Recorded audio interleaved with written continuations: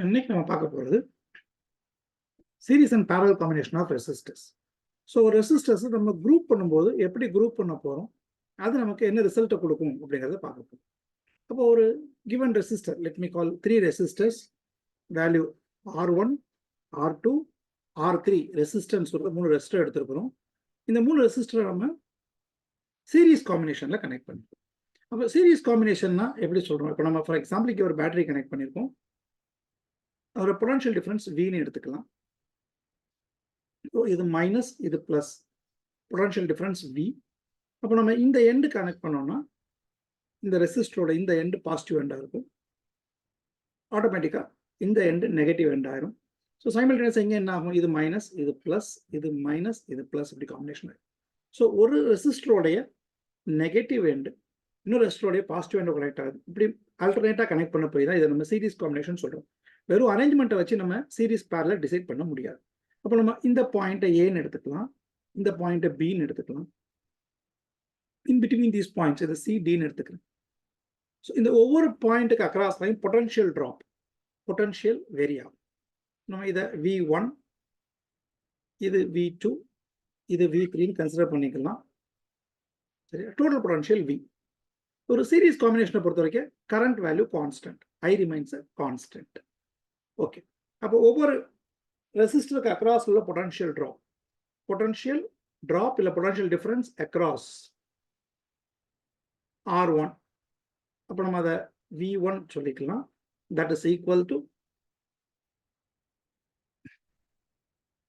Ohms law படி IR அப்படின்னு போட போகிறேன். ஸோ இது IR1 எழுதிக்கலாம். Similarly, if I go for R2, this is V2, that is equal to IR2 சொல்லிடலாம். And for R3, it is V3, that is equal to IR3. So நம்ம கொடுத்த மொத்த பொட்டன்ஷியல் V, அது 3 பார்ட்டாக டிவைட் ஆகிருக்கு. So V1 plus V2 plus V3. So when you substitute this, V becomes IRS. S stands for series combination. V1 அப்படிங்கிறது IR1, V2 IR2, and V3 IR3. ரெண்டு பக்கமும் ஐயை நம்ம காமன் எடுத்து கேன்சல் பண்ணிடலாம். அப்போ we'll get RS is equal to R1 plus R2 plus R3. அப்போ ரெசிஸ்டர்ஸை சீரீஸில் connect பண்ணால் அதோடைய ரெசிஸ்டன்ஸ் வேல்யூவை நம்ம அப்படியே என்ன பண்ணிக்கலாம், ஆட் பண்ணிக்கலாம். இப்போ n ரெசிஸ்டர்ஸ்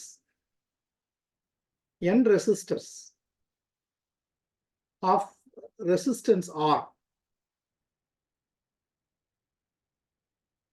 நம்ம சீரீஸில் கனெக்ட் பண்ணோம்னா RS is equal to n times Rன்னு போட்டுக்கலாம். இது காம்பினேஷன் ஆஃப் ரெசிஸ்டர்ஸ் சீரீஸ்க்கு ஈஸியாக இருக்கும். இப்போ இந்த potential drop across AC, CD, DB இது இண்டிவிஜுவலாக நமக்கு கேட்டாலும் நம்ம கரண்ட்டோட வேல்யூ எப்படி கண்டுபிடிக்கிறது? இப்போ I வேணும் நமக்கு. டோட்டல் கரண்ட் I அப்படிங்கிறது total potential V by resistance series வச்சுக்கலாம். சரியா? அப்போ பொட்டன்ஷியல் ட்ராப் அக்ராஸ் AC நம்ம V1 போட்டோமே அதுக்கான ஃபார்முலா I டைம்ஸ் R1 வரும். தட் இஸ் ஈக்குவல் டு ஐக்கு பதிலாக V by R1 plus R2 plus R3 into R1 போட்டுக்கலாம். ஸோ நம்ம இது இண்டிவிஜுவலாக ப்ராப்ளம்ஸில் கால்குலேட் பண்ணும்போது தேவைப்படும் நமக்கு. ஒவ்வொரு potential drop across each resistor நம்ம சர்க்யூட் ப்ராப்ளம்ஸில் கேட்பாங்க. அப்போ இந்த ஃபார்முலா யூஸ் பண்ணி அப்போ V அக்ராஸ் CD கேட்டாங்கன்னா I பை ஐக்கு பதிலாக V சப்ஸ்டியூட் பண்ண போகிறோம். டேரக்டாக சப்ஸ்டியூட் பண்ணிடலாம். V by R1 plus R2 plus R3 into R2 போட்டுக்கலாம். அதே மாதிரி V DB கேட்டாங்கன்னா V by R1 plus R2 plus R3 into R3 drop பண்ணிக்கலாம். இது நமக்கு இந்த கரண்ட் கால்குலேட் பண்ணுறதுக்கு ரொம்ப யூஸ்ஃபுல்லாக இருக்கும்.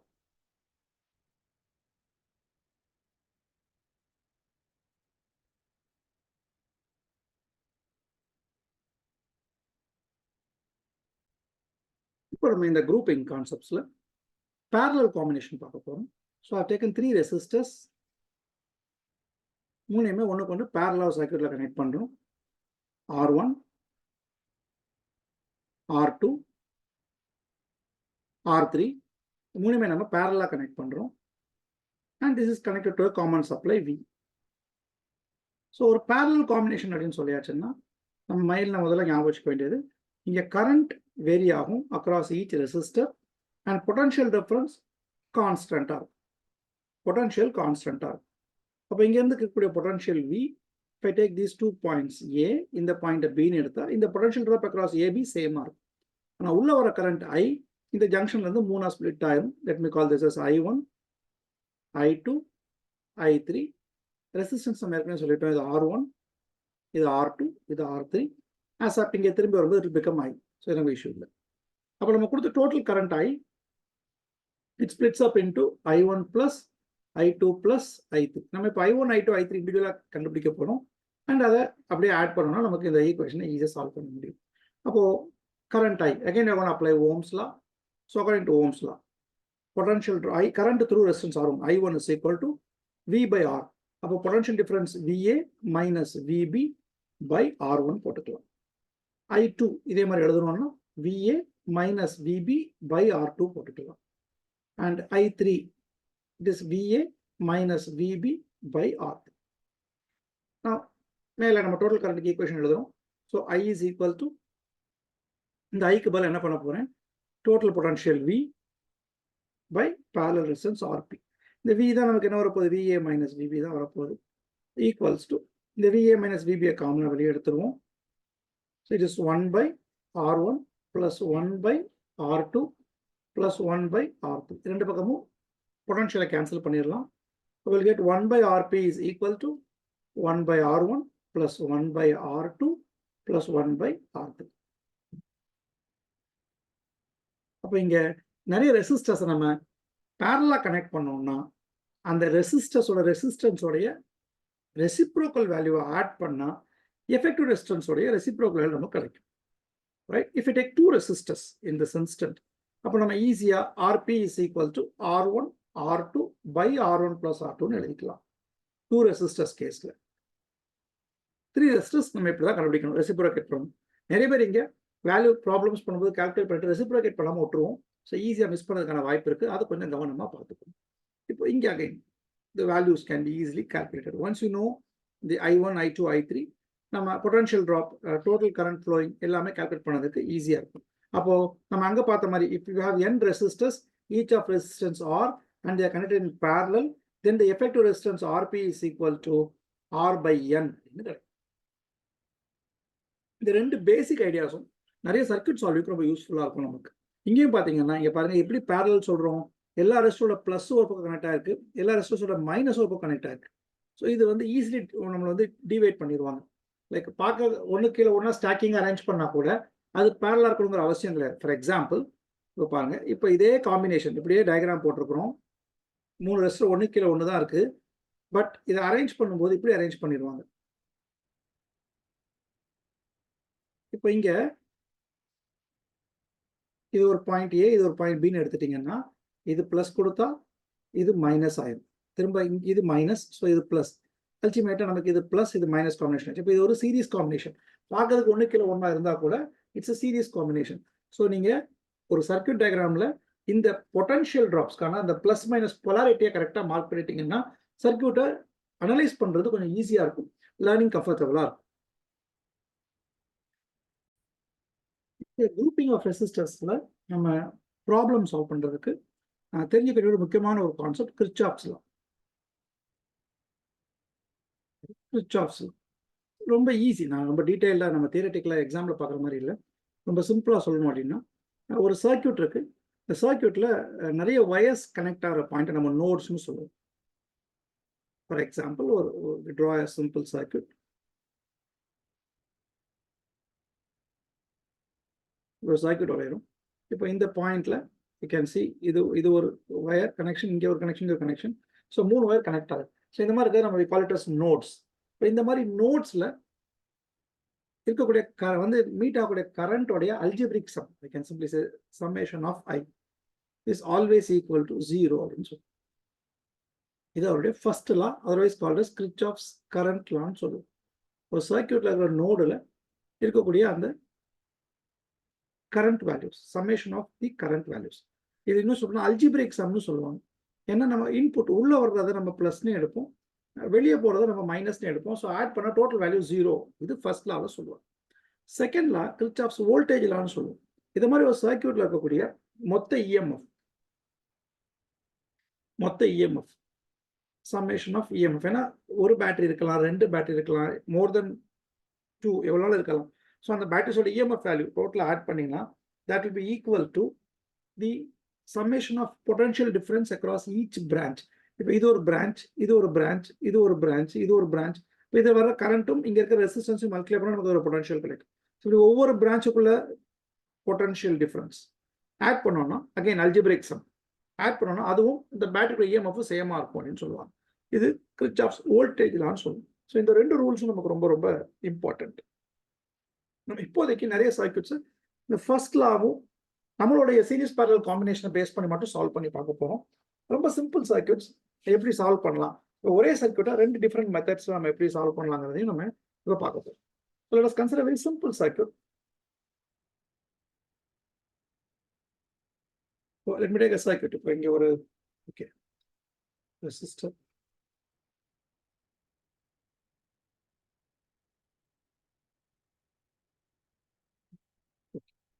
This is connected to a battery. Then I'm going to circuit. Let me call this as, let me say this is 14 volt.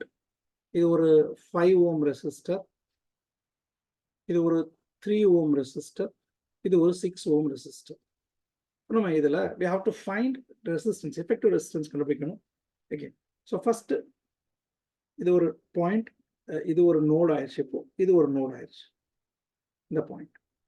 Yeah. இப்போ இது ரெண்டுமே parallel combination. Every parallel combination சொல்றோம் நம்ம. Okay, this is plus and this is minus. இப்போ இந்த எண்ட்ல இந்த end plus ஆகும், அல்டிமேட்டா இந்த பாயிண்ட் மைனஸ். ஸோ இந்த கனெக்ஷன் இந்த ஜாயிண்ட் வந்து பிளஸ் ஆகும், இங்கே இதை நம்ம மைனஸ் எடுத்துக்கோ. இப்போ இது ரெண்டுமே they are in parallel combination. 3யும் 6ம் parallel இருக்கு. அப்போ ரெண்டுக்குமான எஃபெக்டிவ் ரெசிஸ்டன்ஸ், இது ரெண்டுக்குமான effective resistance 3 ohm is parallel to 6 ohm. அப்போ RP is equal to R1 R2 18 by R1 plus R2 9, that is equal to 2 ohm னு கிடைச்சது. அப்போ இதே சர்க்யூட் இப்படி மாறிடும். இது ஒரு 5 ohm, இது ஒரு 5 ohm, இது ஒரு 2 ohm ஆயிடும். So we got 14 volt. So உள்ள ஒரு கரண்ட் I. இப்போ இதுக்கு அக்ராஸ் ஒரு பொட்டன்ஷியல் ட்ராப் இருக்கும், இதுக்கு அக்ராஸ் ஒரு பொட்டன்ஷியல் ட்ராப் இருக்கும். ரைட், நம்ம ஏற்கனவே அந்த ஃபர்ஸ்ட் ஈக்குவேஷன் பார்க்கணும், ஏபிசிடின்னு ஸ்ப்ளிட் பண்ணி பார்த்தோம். இதை ஃபுல்லாக நம்ம பொட்டன்ஷியல் ட்ராப் எப்படி பார்க்கணுங்கிறது. ரைட், இப்போ நம்ம இப்படி எடுத்துக்கலாம். இது ஏ, இது பி, நம்ம இதை சின்னு வச்சுக்கலாம். இந்த பொட்டன்ஷியல் ட்ராப்ஸை நம்ம செக் பண்ணிக்கலாம், எப்படி இருக்குன்னு பார்த்துக்கலாம். ஏன்னா இண்டிவிஜுவல் கரண்ட்ஸ் கேட்டாங்கன்னா இப்போ இது வழியாக போகிற கரண்ட் இதை நம்ம ஐனே எடுத்துக்கலாம்.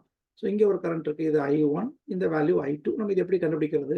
இந்த பொட்டன்ஷியல் ட்ராப் நம்ம ஏற்கனவே பார்த்த ஃபார்முலா வச்சு ரீசெக் பண்ண போகிறோம். நம்ம ஆல்ரெடி இந்த கான்செப்ட்ஸை பார்த்துட்டோம், ஃபர்ஸ்டே இந்த ஈக்குவேஷன் பார்த்துட்டோம், இப்போ செக் பண்ண போகிறோம்.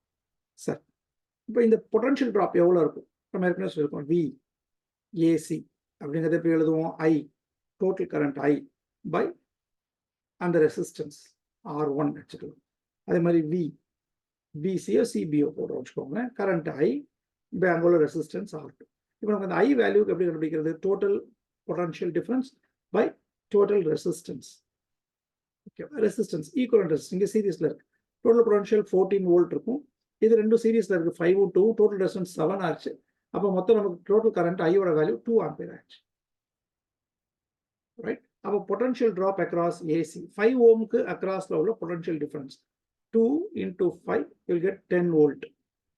இப்போ நம்ம கண்டுபிடிக்காம எழுதிடலாம், கீழே 14 வோல்ட் இருக்கு, இது 10 வோல்ட்னு சொல்லியாச்சுன்னா மீதி இது ஆட்டோமேட்டிக்காக அவ்வளோதான் இருக்கும், 4 வோல்ட் தான் இருக்கும். ஸோ இந்த 2 பாயிண்ட் உள்ள பொட்டன்ஷியல் ட்ராப் இங்கே 4 வோல்ட் இருக்கும், இங்கே 0 இருக்கும். சரியா? இப்போ நமக்கு இதுல இருந்து கரண்ட் த்ரூ 3 ohm, இது parallel combination, current through 3 ohm, I is equal to V by R. So potential drop across 3, potential drop across 3 is 4 volt.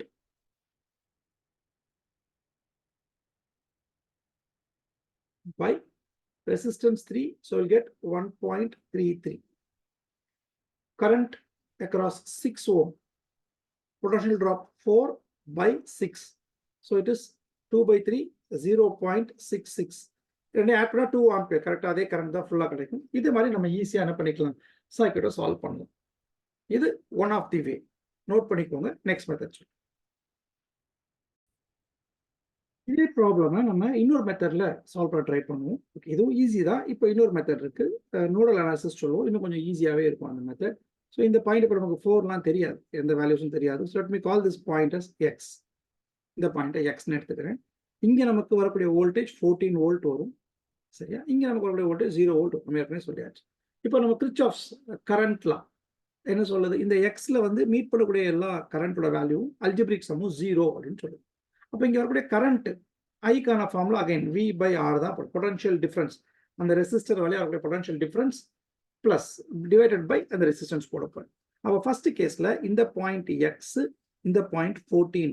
So ரெண்டு நடுவில் உள்ள potential difference X minus 14 divided by 5 ohm plus இது X, இது இந்த current வரணும். So இந்த potential difference 0. அப்போ x minus 0 by 3 plus x minus 0 by 6 equal to 0. Meeting of currents is 0. சொல்லியாச்சு. அப்போ இது எப்படி இருக்கும்? நமக்கு x minus 14 by 5 plus x by 3 plus x by 6 equals to 0. இப்போ LCM almost 30. சரியா? அப்போ இது 6 times 6x minus 84 plus 10x plus 5x equals to 0. 30 ஆட்டோமேட்டிக்காக 0 ஆயிடும். நமக்கு அதை பற்றி கவலை இல்லை. ரிமைனிங் என்ன ஆயிடுச்சு பாருங்க. 21x equals to 84 மாறிடும். therefore we get x is equal to 4 volt. நம்ம அங்கே கண்டுபிடிச்ச அதே வேல்யூ இங்கே வருது. அந்த எக்ஸோட வேல்யூ வந்துச்சு பார்த்தீங்களா? 4 வோல்ட் வந்துருச்சு. இப்போ நமக்கு கரண்ட் வேணும். இது I1, இந்த கரண்ட் இது ஐன்னு எடுத்திருந்தோம். ரைட், இது I, இதை நான் I1 சொல்லியிருந்தேன், இது I2ன்னு சொல்லியிருந்தோம். நம்ம அங்கே கண்டுபிடிச்ச அதே வேல்யூ வரும் பாருங்க. இங்கே அந்த கரண்ட்டுக்கு நெகட்டிவ் சைன் போட போகிறது இல்லை. ஸோ நம்ம எக்ஸ் சிறுசோ பெருசோ அந்த நெகட்டிவ் சைன் ஆட்டோமேட்டிக்காக என்ன பண்ணிடலாம்? ரிமூவ் பண்ண தேவைப்படாது. அப்போ இங்கே ஆட்டோமேட்டிக்காக x minus 14 14 minus 4 by 5. So it is 10 by 5 2 ampere. நம்ம அங்கே ப்ரீவியஸ் மெத்தடில் இதெல்லாம் கண்டுபிடிச்சிருந்தோம். எக்ஸ் மைனஸ் 0, எக்ஸுங்கிறது 4. So 4 by 3 1.33. அடுத்தது நம்ம என்ன போட்டிருந்தோம்? 4 by 6 0.66 ஆம்பியர்ஸ். ஸோ நம்ம அங்கே கண்டுபிடிச்ச அதே ஆன்சர் இங்கே வந்து. ஸோ ரெண்டு டிஃப்ரெண்ட் மெத்தட்ஸ். பட் நமக்கு பர்டிகுலர் சம்மில் எது கன்வீனியண்டாக இருக்கோ நம்ம அதை ஃபாலோ பண்ணோம்னா சம்மை சால்வ் பண்ணுறதுக்கு ஈஸியாக இருக்கும்.